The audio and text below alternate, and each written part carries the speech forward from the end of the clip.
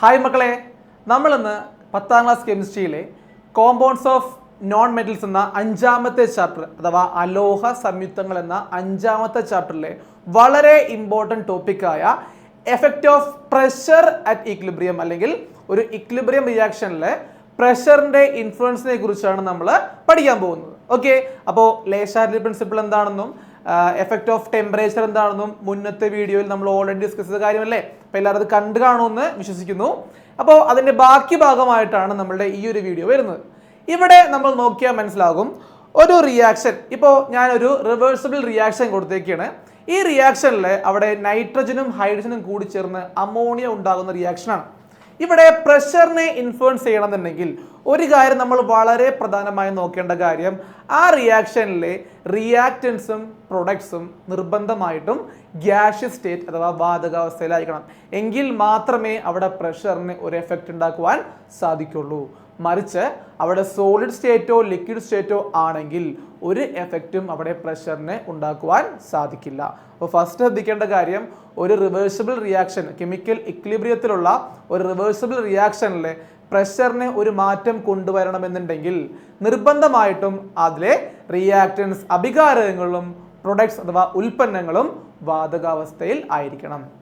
ഇനി രണ്ടാമത്തെ കാര്യം, ഇതുപോലെ ഒരു റിയാക്ഷൻ നിന്ന് കഴിഞ്ഞിട്ട് ഇവിടെ പ്രഷർ കൂട്ടിയാൽ എന്ത് സംഭവിക്കും, പ്രഷർ കുറച്ചാൽ എന്ത് സംഭവിക്കും, ഇങ്ങനത്തെ ക്വസ്റ്റ്യൻ എപ്പോഴും നമുക്ക് SLC എക്സാമിനടക്കം ഷുവർ ആയിട്ടും ചോദിക്കുന്ന ഒരു ക്വസ്റ്റ്യൻ ആണ്. അങ്ങനെ വരുമ്പോൾ കുറച്ചധികം കുട്ടികൾക്ക് ഇത് കണ്ടുപിടിക്കാൻ കുറച്ച് എല്ലാ കാര്യങ്ങളും മനസ്സിൽ അത് കാൽക്കുലേറ്റ് ചെയ്ത് പോകണമെന്നുണ്ടെങ്കിൽ കുറച്ച് ബുദ്ധിമുട്ടാണ്. സാർ എളുപ്പത്തിൽ പഠിക്കാനായിട്ട് ഒരു ട്രിക്ക് പറഞ്ഞുതരാം. ഇതുപോലത്തെ ഒരു റിയാക്ഷൻ വന്നു കഴിഞ്ഞാൽ നമുക്ക് സിമ്പിളായിട്ട് അതിൻ്റെ താഴെ നമുക്ക് എന്ത് ചെയ്യാം, ആ റിയാക്റ്റൻസിനെയും പ്രൊഡക്ട്സിനെയും കാണിക്കുന്ന 2 ബോക്സ് വരക്കാം. ഓക്കെ, ഞാൻ ഇവിടെ റിയാക്ടൻ സൈഡിലും ഒരു ബോക്സ് കാണിച്ചിട്ടുണ്ട്. ആ ബോക്സ് നോക്കിയാൽ മനസ്സിലാകും, റിയാക്ടൻ സൈഡിൽ നമുക്ക് ഒരു നൈട്രജൻ മോളിക്യൂളും 3 ഹൈഡ്രജൻ മോളിക്യൂളും ആണ് ഞാൻ ആ ഒരു പാത്രത്തിൽ കാണിച്ചിരിക്കുന്നത് അല്ലേ. അപ്പോൾ ഒന്നാമത്തെ ആ ഒരു കണ്ടെയ്നർ നോക്കുകയാണെങ്കിൽ അവിടെ ഒരു നൈട്രജൻ മോളിക്യൂളും 3 ഹൈഡ്രജൻ മോളിക്യൂളും കാണിച്ചിട്ടുണ്ട്. ഇനി അവർ തമ്മിൽ റിയാക്ട് ചെയ്തിട്ടാണ് അവിടെ പ്രൊഡക്റ്റ് ആയിട്ട് 2 അമോണിയ മോളിക്യൂൾ ഉണ്ടായിരിക്കുന്നത്. ശരിയല്ലേ? അപ്പൊ ഞാൻ ആദ്യം ഒരു കണ്ടെയ്നർ എടുത്തു, അതിൽ 4 മോളിക്യൂൾ ഇട്ടു. ഒരു നൈട്രജനും 3 ഹൈഡ്രജനും അവർ തമ്മിൽ കൂടിച്ചേർന്ന് ഉണ്ടായ പ്രൊഡക്റ്റ് മോളിക്യൂൾ ആകെ 2 എണ്ണം മാത്രമേ ഉള്ളൂ. അപ്പൊ നമുക്ക് നോക്കിയാൽ ഒരു കാര്യം മനസ്സിലാക്കും, ആ ഒരു കണ്ടെയ്നർ 2 കേസിലും റിയാക്ടൻ സൈഡിലുള്ള കണ്ടെയ്നറും അതേപോലെ പ്രൊഡക്റ്റ് സൈഡിലുള്ള കണ്ടെയ്നറും രണ്ടും സെയിം കണ്ടെയ്നറാണ് അല്ലെ. ഇവിടെയാണെങ്കിൽ 4 മോളിക്യൂൾ തിങ്ങി നിൽക്കുകയാണ് അല്ലെ. പ്രൊഡക്റ്റ് ആയിട്ട് മാറുമ്പോൾ അത് 2 മോളിക്യൂൾസിന്റെ എണ്ണം കുറഞ്ഞു. ശരിയല്ലേ?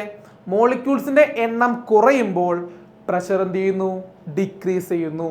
മോളിക്യൂളിന്റെ എണ്ണം കൂടുമ്പോൾ പ്രഷർ എന്ത് ചെയ്യുന്നു, ഇൻക്രീസ് ചെയ്യുന്നു. ശരിയല്ലേ? ഇപ്പൊ നമ്മളുടെ സ്കൂളിലൊക്കെ എല്ലാവരും മിക്കവരും ഇരുന്ന് ബെഞ്ചിലൊക്കെ ആയിരിക്കും ഇന്ന് പഠിക്കുന്നത്. ശരിയല്ലേ അല്ലെ? അപ്പോൾ ഓരോ ബെഞ്ചിലും നമുക്ക് അറിയാൻ പറ്റും ഒരു കപ്പാസിറ്റി ഉണ്ടാവും അല്ലെ. മാക്സിമം ഒരു 5 പേർക്കായിരിക്കും ആ ബെഞ്ചിൽ ഇരിക്കാൻ പറ്റുക അല്ലെ. അപ്പോൾ ഒരു ബെഞ്ചിൽ 5 പേരിരിക്കുന്നുണ്ട്, അതേ അളവിലുള്ള മറ്റൊരു ബെഞ്ചിൽ 2 പേരിരിക്കുന്നുണ്ട് അല്ലെ. 5 പേരിരിക്കുന്നത് നല്ല തിക്കായിരിക്കില്ലേ?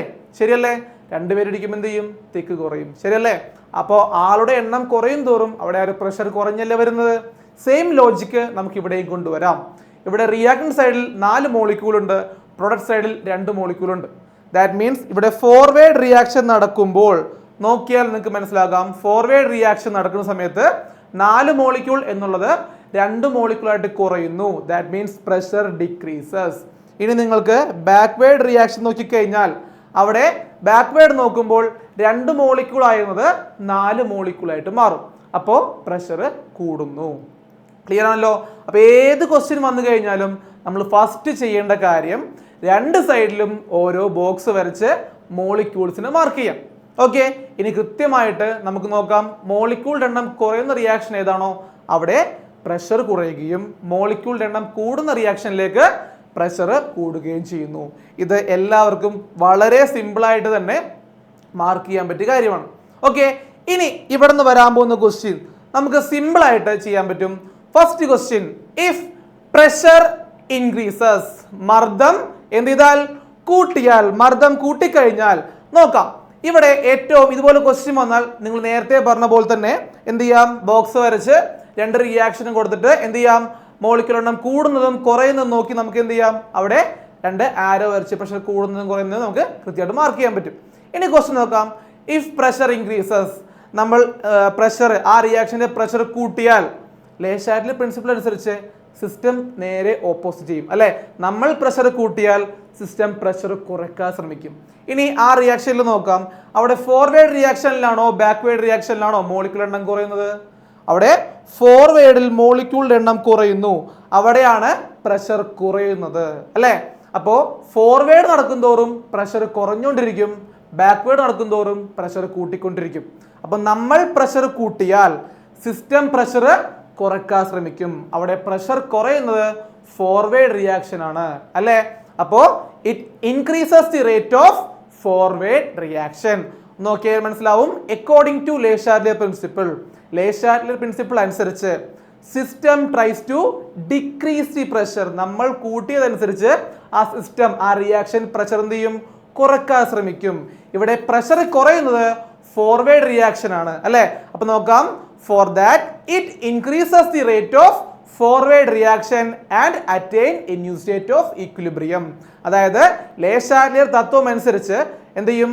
നമ്മൾ കൂട്ടിയതിന് ഓപ്പോസിറ്റ് ആയി അവർ മർദ്ദം കുറയ്ക്കാൻ ശ്രമിക്കുന്നു. മർദ്ദം കുറയുന്നത് ഇവിടെ പുരോപ്രവർത്തനമാണ്.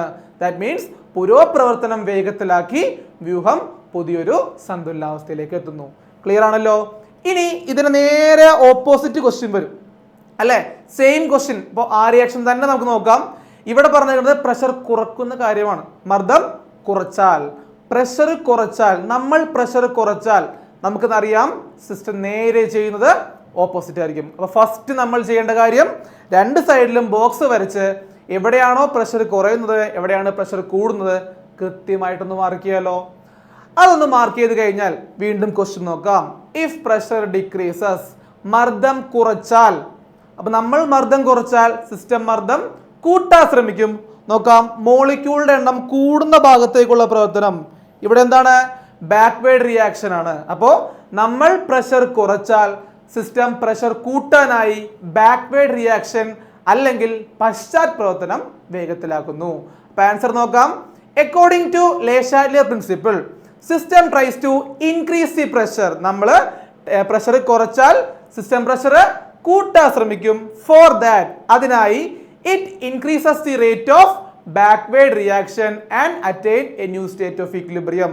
നമ്മൾ എന്താണ് പ്രഷർ കൂട്ടിയാൽ പ്രഷർ കുറച്ചാൽ, മർദ്ദം കുറച്ചാൽ ലേഷാറ്റ്ലിയർ തത്വം അനുസരിച്ച് വ്യൂഹം മർദ്ദം കൂട്ടാൻ ശ്രമിക്കുന്നു. അതിനായി ഇവിടെ മർദ്ദം കൂടുന്ന റിയാക്ഷൻ ബാക്ക്വേഡ് റിയാക്ഷൻ ആണ്. അപ്പോ പശ്ചാത് പ്രവർത്തനം വേഗത്തിലാക്കി പുതിയൊരു സന്തുലനാവസ്ഥയിലേക്ക് എത്തുന്നു. ക്ലിയർ ആണല്ലോ. അപ്പൊ ഏത് റിയാക്ഷൻ, ലോകത്തുള്ള ഏത് റിയാക്ഷൻ തന്നു കഴിഞ്ഞാലും ഫസ്റ്റ് നമ്മൾ നോക്കേണ്ട കാര്യം എല്ലാവരും ഗ്യാസ് ആണോ നോക്കണം അല്ലെ. അപ്പൊ റിയാക്ടൻ സൈഡിലും പ്രൊഡക്റ്റ് സൈഡിലും ഉള്ള മോളിക്യൂൾ ഗ്യാസ് ആണെങ്കിൽ ഉറപ്പിച്ചോളൂ നമുക്ക് എന്ത് പറയാം? ഇവിടെ പ്രഷറിനെ ഇൻവോൾവ് ചെയ്യാൻ സാധിക്കും എന്ന് പറയാം. ഇനി രണ്ടാമത്തെ കാര്യം, അവിടെ എഫക്റ്റ് പറയുന്ന കേസിൽ സിമ്പിൾ ആയിട്ട് ചെയ്യാൻ രണ്ട് സൈഡിലും ഓരോ ബോക്സ് വരച്ച് അവിടെ റിയാക്ടൻ മോളിക്യൂളും പ്രൊഡക്റ്റ് മോളിക്യൂളും ജസ്റ്റ് ഒന്ന് മാർക്ക് ചെയ്ത് കഴിഞ്ഞാൽ ഫോർവേഡിലാണോ ബാക്ക്വേഡിലാണോ പ്രഷർ കൂടുന്നത് അല്ലെങ്കിൽ കുറയുന്നത് സിമ്പിൾ ആയിട്ട് നമുക്ക് മാർക്ക് ചെയ്യാൻ പറ്റില്ലേ. എന്നിട്ട് നേരെ ലേഷാറ്റ്ലിയർ പ്രിൻസിപ്പിൾ അനുസരിച്ച് ഈ പറഞ്ഞ പോലെ ഒന്ന് ചിന്തിച്ച് നോക്കിയാൽ സിമ്പിൾ ആയിട്ട് നമുക്ക് ആൻസർ ചെയ്യാൻ സാധിക്കും. ഓക്കെ, ഒരു പ്രധാനപ്പെട്ട കാര്യം കൂടിയുണ്ട്. ഇവിടെ ഇതുപോലെ ഒരു റിയാക്ഷൻ വന്നു കഴിഞ്ഞാൽ നോക്കിയേ, H2 + I2 gives 2HA, gas ഒക്കെ തന്നെയാണ്. എന്നാലും ഇവിടെ നോക്കിയേ നമുക്ക് മനസ്സിലാകും രണ്ട് സൈഡിലും അല്ലെ, റിയാക്ടൻ സൈഡിലും രണ്ട് മോളിക്യൂൾ ആണ്, പ്രൊഡക്റ്റ് സൈഡിലും രണ്ട് മോളിക്യൂൾ ആണ് അല്ലെ. അപ്പൊ രണ്ട് സൈഡിലും മോളിക്യൂളിന്റെ എണ്ണം സെയിം ആണെങ്കിൽ ഫോർവേഡ് നോക്കിയാലും ബാക്ക്വേഡ് നോക്കിയാലും പ്രഷർ കൂടുന്നുമില്ല, പ്രഷർ കുറയുന്നുമില്ല. ശരിയല്ലേ? അങ്ങനെ നോക്കുമ്പോൾ ഇവിടെ പ്രഷറിനെ ഇൻഫ്ലുവൻസ് ചെയ്യാൻ സാധിക്കില്ല.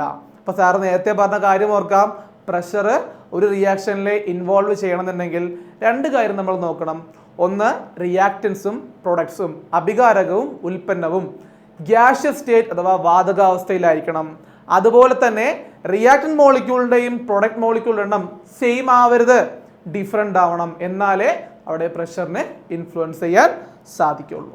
ഓക്കെ, അപ്പോൾ ഒരു ഉഭയദിശാ പ്രവർത്തനത്തിൽ അഭികാരക ഉൽപ്പന്ന ഭാഗങ്ങളിലെ വാതക തന്മാത്രയുടെ എണ്ണത്തിൽ വ്യത്യാസമില്ലെങ്കിൽ അത്തരം രാസപ്രവർത്തനത്തിൽ മർദ്ദത്തിന് സന്തുലിതാവസ്ഥയിൽ ഒരു സ്വാധീനവും ഉണ്ടാകില്ല അല്ലെ.